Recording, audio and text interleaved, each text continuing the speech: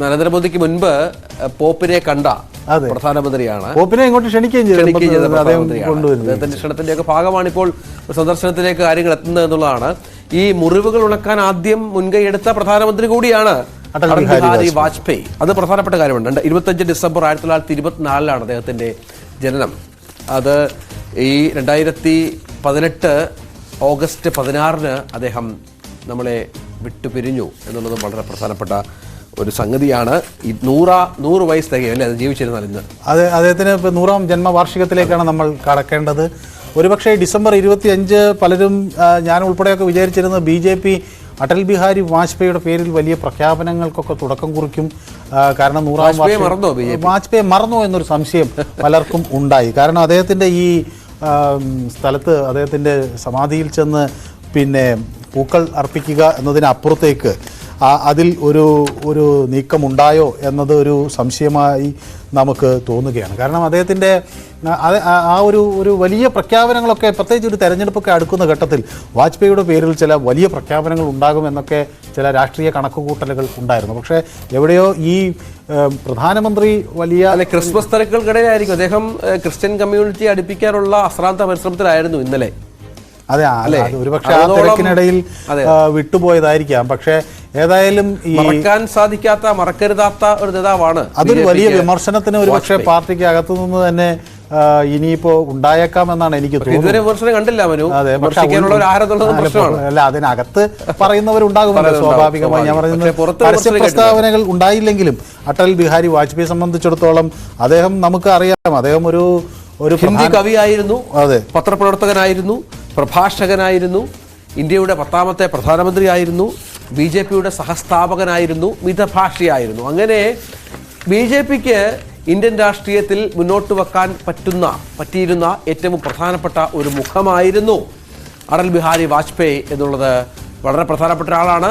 സൗമ്യ സാന്നിധ്യമായിരുന്നു ഇന്ത്യയുടെ രാഷ്ട്രീയ ഭൂമികയിൽ നിന്നും അടൽ ജി. അതെ, അദ്ദേഹം ഒരു പാർലമെൻറ്റേറിയൻ എന്ന നിലയിൽ അദ്ദേഹത്തിൻ്റെ പ്രസംഗം ജവഹർലാൽ നെഹ്റുവിനെ പോലും അമ്പരിപ്പിക്കുന്ന തരത്തിലേക്കുള്ളൊരു പ്രസംഗം നടത്താൻ അദ്ദേഹത്തിന് കഴിഞ്ഞിരുന്നു. മാത്രവുമല്ല അദ്ദേഹം തുടർച്ചയായി തെരഞ്ഞെടുപ്പുകളിൽ ജയിക്കുന്നു. അപ്പോൾ അങ്ങനെയൊക്കെയുള്ളൊരു വലിയ പ്രതിഭ എന്ന നിലയിൽ അദ്ദേഹം 10 തവണയാണ് ലോക്സഭയിലേക്ക് ജയിച്ചത്. രാജ്യസഭയിലേക്ക് 2 തവണ അദ്ദേഹം വരികയും ചെയ്തു. സമകാലീനായിരുന്നു നമുക്കറിയാം അദ്വാനിയും വാജ്പേയിയും. പക്ഷേ പ്രധാനമന്ത്രിയാകാനുള്ള നിയോഗം കിട്ടിയത് വാജ്പേയിക്കാണ്. രണ്ടുപേരും 2 വ്യത്യസ്ത തലങ്ങളിൽ തങ്ങളുടെ വ്യക്തിമുദ്ര പതിപ്പിച്ച നേതാക്കൾ കൂടിയാണ് മനു. അതുകൂടി നമ്മൾ താരതമ്യം ചെയ്യണം ഈ ഘട്ടത്തിൽ. അതെ, അതേസമയം അന്ന് ഒരു പൂർണ്ണമായൊരു മെജോറിറ്റി എന്ന തലത്തിൽ നമുക്കൊരു കംഫർട്ടബിൾ മെജോറിറ്റി ഇല്ലല്ലോ BJP. അദ്ദേഹം ആദ്യം 13 ദിവസം വരുന്നു, അങ്ങനെയൊക്കെയാണല്ലോ.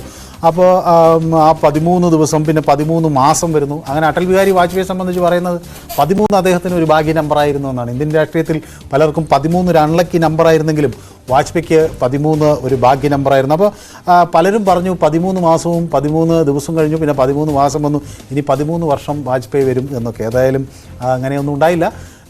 ഒരു പക്ഷേ നരേന്ദ്രമോദിക്ക് ഏതായാലും 13 കൂടുതൽ വർഷം ഭരിക്കാൻ കഴിയുമെന്നൊക്കെ ഭരിക്കാൻ കഴിഞ്ഞു. 1960 മുതൽ നാഷണൽ ഇന്റഗ്രേഷൻ കൗൺസിൽ അംഗമാണ്. ഇന്ത്യയിലെ മികച്ച പാർലമെന്റേറിയൻ.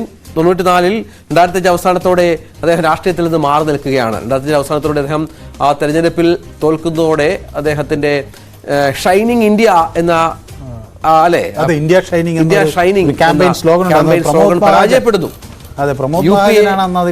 UPA തുടർച്ചയായ 10 വർഷം അധികാരത്തിൽ വരുന്നു, 2 ടേമുകൾ അധികാരത്തിൽ വരുന്നു. അതോടുകൂടി അടൽ ബിഹാരി വാജ്പേയി രാഷ്ട്രീയത്തിൽ നിന്ന് വിരമിക്കുന്നു.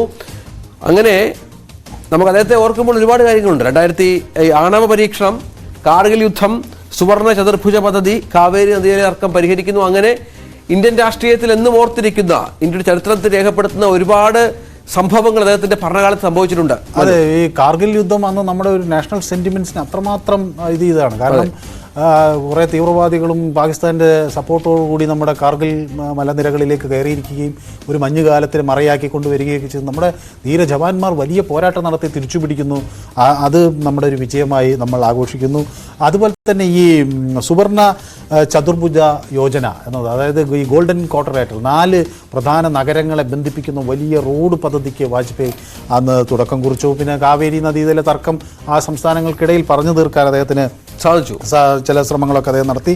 അതുപോലെ തന്നെയാണ് ഈ സെൻട്രൽ ഇലക്ട്രിസിറ്റി റെഗുലേറ്ററി കമ്മീഷൻ, ദേശീയപാതകൾ, വിമാനത്താവളം, ഇതെല്ലാം അദ്ദേഹത്തിന്റെ കാലത്ത് വികസനത്തിന്റെ ഒരു നീക്കം. പക്ഷേ വികസനം നേരത്തെ പറഞ്ഞ പോലെ വികസനം ഒരുപാട് സംഭവിച്ച ഒരു ഭരണകാലമായിരുന്നു അടൽ ബിഹാരി വാജ്പേയിയുടേത് എന്നുള്ളത് പ്രസക്തമാണ്. പക്ഷെ ആ വികസനത്തിന്റെ അലയൊലികൾ ജനങ്ങളിലേക്ക് എത്തിക്കാൻ സാധിച്ചില്ല അന്നത്തെ പാർട്ടി സംവിധാനത്തിൽ എന്നതും ഇപ്പോഴും നമ്മൾ ഓർത്തിരിക്കണം. നരേന്ദ്രമോദി 2002 തവണ അധികാരത്തിൽ വരുമ്പോൾ 3ാം തവണയും അധികാരത്തിൽ എത്തുമെന്ന അത്തരത്തിലുള്ള പ്രചരണങ്ങൾ വരുമ്പോൾ എന്തുകൊണ്ട് വാജ്പേയി ആഘോഷിക്കാൻ BJPക്ക് സാധിച്ചില്ല എന്നതും പ്രധാനമാണ്. അതെ, നമ്മളിപ്പോ ഈ അദ്ദേഹം മരിച്ച സമയത്ത് ഈ ടെലികോം ഇൻഡസ്ട്രിയിലെ ആളുകൾ പറയും father of modern telecom sector എന്ന് വേണമെങ്കിൽ അദ്ദേഹത്തെ വിശേഷിപ്പിക്കും. കാരണം ടെലികോം സെക്ടർ അദ്ദേഹം ഓപ്പൺ ചെയ്യുന്നു. അതുപോലെ കൊങ്കൺ റെയിൽവേയുടെ അടിസ്ഥാന സൗകര്യങ്ങൾ, വികസനം, അതുപോലെയുള്ള നിരവധി പ്രവർത്തനങ്ങൾക്കാണ് വാജ്പേയി തുടക്കം കുറിച്ചത്. ദേശീയ സുരക്ഷാ സമിതി, സാമ്പത്തിക ഉദയ സമിതി, വ്യാപാര വ്യവസായ സമിതി രൂപീകരണം, അങ്ങനെ ഒരുപാട് കാര്യങ്ങൾ അല്ലേ.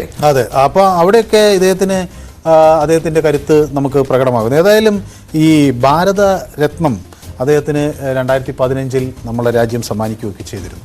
അപ്പോൾ ഇതൊക്കെ നോക്കുമ്പോഴും ഈ വാജ്പേയിയെ നമ്മൾ രാഷ്ട്രീയത്തിൽ മറന്നുപോയോ എന്നൊരു ചോദ്യം ഈ ഡിസംബർ. അതാണ് ഞാൻ ചോദിച്ചത് മനു. കാരണം നരേന്ദ്രമോദി ആഘോഷിക്കുന്ന പോലെ BJPക്ക് അടൽ ബിഹാരി വാജ്പേയി ആഘോഷിക്കാൻ കഴിഞ്ഞിട്ടില്ല. ഒരുപക്ഷെ അന്നത്തെ തെരഞ്ഞെടുപ്പ് 2005 അധികാരത്തിൽ വന്നിരുന്നെങ്കിൽ വാജ്പേയിയുടെ മുഖം വേറൊന്നായേനെ.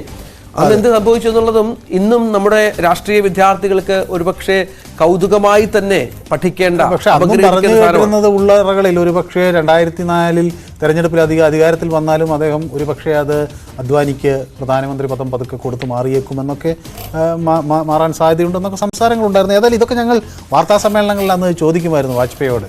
കാരണം അങ്ങ് പണ്ട് ചൗധരി ചരൺ സിംഗിനോട് പറയുമായിരുന്നില്ലേ വയസ്സായവർ പുതിയ ആളുകൾക്ക് അവസരം കൊടുക്കണമെന്ന്, ഇപ്പോൾ അങ്ങേക്ക് വയസ്സായോ എന്ന്. അപ്പോൾ അദ്ദേഹം ചിരിച്ചുകൊണ്ട് വളരെ സൗമ്യനായിരുന്നു കേട്ടോ. യുവാക്കളായ മാധ്യമപ്രവർത്തകർക്ക് ഒട്ടനവധി അവസരങ്ങൾ കൊടുത്തിരുന്ന ചോദ്യങ്ങൾ ചോദിക്കാനൊക്കെ ഇരുന്നു. വാജ്പേയി ചിരിച്ചുകൊണ്ട് പറയും അതായത് ഞാൻ മാറില്ല, ഇത്തവണ ഞാനുണ്ട് എന്നൊക്കെ അദ്ദേഹം വന്ന് ഞങ്ങളോടൊക്കെ ഡൽഹിയിൽ വാർത്താ സമ്മേളനങ്ങൾ പറയുമായിരുന്നു. അപ്പോൾ ഏതായാലും പക്ഷേ ഒരു ഡിസംബർ 25 ഒരു സദ്ഭാവന അല്ലെങ്കിൽ ഒരു സദ്ഭരണ ദിനമായി ആചരിച്ചുകൊണ്ട് മാത്രം നമ്മൾ വാജ്പേയി ഒതുക്കിയോ എന്നതും ഒരു വശത്ത് ചോദ്യമായി വരികയാണ്. മാർപ്പാപ്പയുടെ മാറുന്ന രാഷ്ട്രീയ നയത്തിൽ ഒരുപക്ഷെ വേണ്ടത്ര വാജ്പേയി തിളങ്ങിയില്ലയോ, ഷൈനിങ് ഇന്ത്യയുടെ വക്താവായ വാജ്പേയി തിളങ്ങിയില്ലയോ എന്ന ചോദ്യമാണ് വലിയ. ഇന്ത്യൻ രാഷ്ട്രീയ ചരിത്രത്തിൽ എപ്പോഴും കൗതുകത്തോടു കൂടി നമ്മൾ അങ്ങനെ ചില ചോദ്യങ്ങൾ ചോദിക്കേണ്ടി വരും. കാരണം നമുക്കറിയാം നരേന്ദ്രമോദിയെ BJP വലിയ തോതിൽ ആഘോഷിക്കുന്നുണ്ട്. 2ാം തവണ ഭരണം കിട്ടാൻ നമ്മൾ പലപ്പോഴും നമ്മൾ ഇലക്ഷൻ ജാലത്തിന് അപഗ്രഥിച്ചിട്ടുണ്ട് മനു. കാരണം നമ്മുടെ എത്ര വികസന പ്രവർത്തനങ്ങൾ നടത്തിയാലും 1ാം UPA സർക്കാർ വികസന പ്രവർത്തനങ്ങളിൽ പുറകോട്ടായിരുന്നില്ല. നമുക്കറിയാം നിരവധി പദ്ധതികൾ ആസൂത്രണം ചെയ്തു. പക്ഷേ ജനങ്ങളിലേക്ക് എത്തിക്കുക, അതിനുള്ള സംവിധാനം ഉണ്ടാക്കുക, പാർട്ടി അണികളെ പ്രചോദിപ്പിക്കുക, അത് എല്ലാ തട്ടുകളിലേക്കും എത്തിക്കുക എന്നൊക്കെയുള്ളത് ഒരു പാർട്ടി മെഷീനറിയുടെ വർക്കാണ്. ഒരുപക്ഷെ BJP സംവിധാനം അത്രത്തോളം ഉയർന്നു കാണില്ല. അതുകൊണ്ടാണ് പ്രമോദ് മഹാജന്റെ ഇന്ത്യ ഷൈനിങ് ഒക്കെ അത്രത്തോളം എഫക്റ്റീവ് ആകാതെ പോയത് 2004. അതെ, മാത്രമല്ല അന്ന് ഇതുപോലത്തെ ഒരു സാങ്കേതിക വിദ്യ, ഇന്നിപ്പോൾ എല്ലാവരുടെ കയ്യിലും മൊബൈൽ ഫോണുണ്ട്. ഒരു സെക്കൻഡ് കൊണ്ട് നമുക്കൊരു ആശയം ലോകം അല്ലെങ്കിൽ ഇന്ത്യ മുഴുവൻ എത്തിക്കാൻ വളരെ എളുപ്പമാണ്. മാത്രമല്ല ആളുകൾ നേരിട്ട് ഇത് കാണുന്നു. ഇപ്പോൾ TV കാണാൻ കഴിയാത്തവർക്കൊക്കെ മൊബൈൽ ഫോൺ കയ്യിലുണ്ട്. അപ്പോൾ നമ്മൾ യാത്രകളിൽ, നമ്മുടെ മറ്റ് ജോലി തിരക്കുകൾക്കിടയിൽ കിട്ടുന്ന സമയങ്ങളിലൊക്കെ നമ്മൾ മൊബൈലിലേക്കാണ് നോക്കുന്നത്. അപ്പോൾ ഇത് കുറേ കൂടി ഫലപ്രദമായി കമ്മ്യൂണിക്കേറ്റ് ചെയ്യാൻ ഇവർക്ക് കഴിഞ്ഞിട്ടുണ്ട്, ഈ മോദി സർക്കാരിന് കഴിഞ്ഞിട്ടുണ്ട് എന്നതൊരു വശത്ത് ശരിയാണ്. പക്ഷേ വാജ്പേയി ഒരു തരക്കമായിരുന്നു. പക്ഷേ ഞാൻ നേരത്തെ സൂചിപ്പിച്ച പോലെ ഈ തെരഞ്ഞെടുപ്പിൽ ഒന്നും രണ്ടല്ല, മുന്നണികളെല്ലാം കൂടി ചേർന്ന് നിൽക്കുമ്പോൾ ഒരുപക്ഷെ വേണ്ടത്ര കരുത്ത് BJPക്ക് അന്ന് ഉണ്ടായിരുന്നില്ല. അതിനെപ്പറ്റി ഒരു പഠനം നടത്തി പിന്നീട് അത് BJP വലിയ തോതിൽ തിരിച്ചു വരുന്ന ഒരു സാഹചര്യം ഒക്കെ വാജ്പേയിയുടെ കാലഘട്ടത്തിന് ശേഷമാണ് ഉണ്ടായത്. അപ്പം പ്രധാനമന്ത്രി നരേന്ദ്രമോദിയുടെ വരവോടുകൂടി അത് കുറെ കൂടി BJP കരുത്തൊട്ട ഒരു നിലപാട് സ്വീകരിക്കുന്നു. ആദ്യം കുറെ കൺസർവേറ്റീവായ നിലപാട് BJPക്ക് അകത്തു നിന്ന് ഒക്കെ വന്നിരുന്നു. പിന്നീട് BJPയിൽ മോദിയും വാജ്പേയിയെ പോലെ സൗമ്യനാകുന്നു എന്ന രീതിയിലേക്കാണ് ഇപ്പോൾ ഈ പോപ്പിൻ്റെ വരവോട്. കാരണം എനിക്കൊരു കാര്യം ഉറപ്പാണ്, പോപ്പ് ഇന്ത്യയിൽ എത്തിക്കഴിയുമ്പോൾ സ്വാഭാവികമായും അദ്ദേഹം പ്രധാനമന്ത്രിയെ പ്രശംസിക്കും. ആ തീർച്ചയായും കൂടി അദ്ദേഹത്തിന് ഒരു വലിയ നേട്ടമാണ്. കാരണം ലോക നേതാക്കൾക്കിടയിൽ നരേന്ദ്രമോദിയെ മാറ്റി നിർത്താനാവില്ല. നമുക്കറിയാം, ഞാൻ നേരത്തെ പറഞ്ഞ പോലെ പലസ്തീൻ വിഷയത്തിൽ അദ്ദേഹം എടുത്ത നിലപാട് വത്തിക്കാൻ നിലപാട് തുല്യമാണ്. ഹമാസുമായി ബന്ധപ്പെട്ട അദ്ദേഹം സ്വീകരിച്ച നിലപാട് വത്തിക്കാൻ നിലപാട് തുല്യമാണ്. അങ്ങനെ യുക്രൈൻ യുദ്ധത്തിൽ ഏറ്റവും ഒടുവിൽ സമവായം വേണമെന്ന് ആവശ്യപ്പെടുന്ന നേതാവ് മോദിയാണ്. അങ്ങനെ നിരവധിയായ കാര്യങ്ങളിൽ യുദ്ധത്തിന് അപ്പുറം സമാധാനമെന്ന നിലപാട് സ്വീകരിക്കുന്ന നരേന്ദ്രമോദിയെ കേരളത്തിൽ ഇന്ത്യയിൽ വരുമ്പോൾ പോപ്പിന് അനുകൂലിച്ചേ പറ്റൂ. പക്ഷെ അപ്പോഴും പലവിധ കാര്യങ്ങൾക്ക് BJPയും മോദിയും ഒക്കെ മറുപടി കൊടുക്കേണ്ടി വരും. മണിപ്പൂർ അടക്കമുള്ള വിഷയങ്ങൾ, നേരത്തെ മനു പറഞ്ഞ 600ഓളം ഇന്ത്യയിലുണ്ടായ അക്രമ സംഭവങ്ങൾ ക്രിസ്ത്യൻ സമുദായത്തിനെതിരെ, അതിലൊക്കെ ഒരു അന്ത്യം വരുത്തേണ്ടി വരും. അതിനുള്ള മറുപടി ഒപ്പം പരിഹാരമുണ്ടാക്കേണ്ടി വരും സർക്കാരിന്. അതെ, ഈ ബജ്രംഗ് ദൾ അതുപോലുള്ള സംഘടനകൾ പലപ്പോഴും ഇത്തരം ഇപ്പോൾ കഴിഞ്ഞിടയ്ക്ക് ഛത്തീസ്ഗഡിൽ അവർ ചില പ്രതിജ്ഞയൊക്കെ എടുത്തു. ഞങ്ങൾ ഇനി മറ്റ് മതങ്ങളിലെ ആളുകൾ നടത്തുന്ന കടകളിൽ നിന്ന് സാധനങ്ങൾ വാങ്ങിക്കില്ല, അങ്ങനെയൊക്കെ ചില സ്പർദ്ധകളൊക്കെ അവിടെയൊക്കെ നടത്തുന്നു. പക്ഷേ അതിനെയൊന്നും പ്രധാനമന്ത്രി എൻഡോസ് ചെയ്യുന്നില്ല. പക്ഷേ അതൊക്കെ ഒരു നിഴൽക്കുത്തായി നമുക്കിതിന് പുറകിൽ ഉണ്ട്.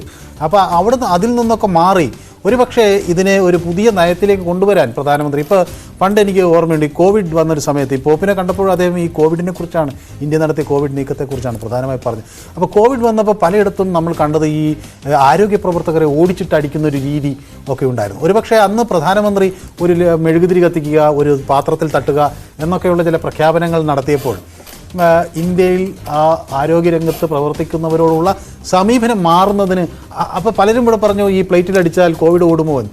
പക്ഷേ ഞാനതിനെ നോക്കിക്കാണുന്നത് ആരോഗ്യരംഗത്തുള്ള ആളുകളോടുള്ളൊരു സമീപനം, ആദരവ് വന്നു, വലിയ മാറ്റം വന്നു. നമ്മൾ പലയിടത്തും ആരോഗ്യ പ്രവർത്തകർ എത്തുമ്പോൾ അവരെ ജനം ഓടിച്ചിട്ട് അടിക്കുന്ന സാഹചര്യത്തിൽ നിന്ന് മാറി അവരെ പൂക്കൾ വിതറി, അവരെ ഈ കോവിഡ് പ്രവർത്തനങ്ങൾ കഴിഞ്ഞ് കുറച്ചു കാലം ക്വാറന്റൈനിലേക്ക് പോയി, പിന്നെ അവരുടെ വീടുകളിലേക്ക് വന്ന് വീണ്ടും ക്വാറന്റൈനിലേക്ക് ഇരിക്കാൻ വരുമ്പോൾ പല ഫ്ലാറ്റുകളിൽ നിന്നും അവരെ പുഷ്പവൃഷ്ടി നടത്തുന്ന ഒക്കെ ഒരു സാഹചര്യം ഉണ്ടായി. ഒരുപക്ഷെ ക്രിസ്മസിൻ്റെ ഒരു പ്രധാനപ്പെട്ട കാര്യം മനു, ഈ നമ്മുടെ ഈ വിശ്വ ഹിന്ദു പരിഷത്ത് അല്ലെങ്കിൽ ഈ സംഘപരിവാർ സംഘടനയേക്കാൾ ഏറ്റവും കൂടുതൽ എതിർപ്പ് ക്രിസ്മസ് ആഘോഷങ്ങളുമായി ബന്ധപ്പെട്ട് നടത്തിയ ചില മുസ്ലിം മത നേതാക്കളുണ്ട്. അത് വലിയ ചർച്ചയായിരുന്നു ഇന്ത്യയിലുടനീളം. പങ്കെടുക്കരുതെന്നും പങ്കെടുക്കുക തെറ്റാണെന്നും എന്താണ് അതിന് ചില വാക്കുകളൊക്കെ ഉപയോഗിച്ച പശ്ചാത്തലമൊക്കെ ഉണ്ട്. അത് വലിയ തോതിൽ മുറിവേൽപ്പിച്ചിട്ടുണ്ട് ആ സമുദായത്തെ. അവിടെയാണ് ഈ ഹിന്ദു മതത്തിൽ അല്ലെങ്കിൽ ഈ BJPയുടെ സംഘപരിവാർ സംഘടനകളുടെ പ്രസക്തി കുറച്ചുകൂടി ക്രിസ്ത്യൻ മതത്തോട് അടുപ്പിക്കുന്നത് എന്നുള്ളതും വളരെ പ്രധാനപ്പെട്ട കാര്യമാണ്. നമുക്കെന്തായാലും